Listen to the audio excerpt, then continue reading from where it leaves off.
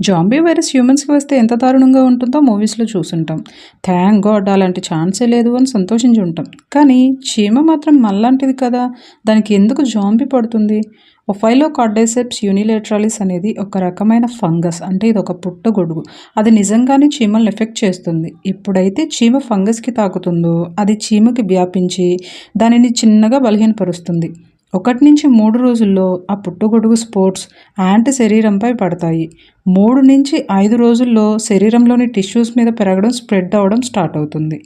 5-7 రోజుల్లో చీమ యొక్క ప్రవర్తనని మొత్తం మార్చేస్తుంది. 7-10 రోజుల్లో పూర్తిగా జాంబీగా మార్చేస్తుంది. అయితే ఇది చీమ మెదడుని కొంచెం మాత్రమే ఎఫెక్ట్ చేస్తుంది. ఎందుకంటే చీమ ఈ ఫంగస్‌కి తగ్గట్టు నడుచుకోవాలంటే బ్రెయిన్ యాక్టివ్‌గా ఉండడం తప్పనిసరి కదా! అందుకోసం అంటే ఇది ఎంత తెలివైందో అర్థమవుతుందా? ఇప్పుడు కాదు 1859లోనే దీన్ని కనుక్కున్నారు. అది ఇప్పటికీ చీమల్ని ఇలానే ఎఫెక్ట్ చేస్తుంది. ఎంత దారుణం కదా!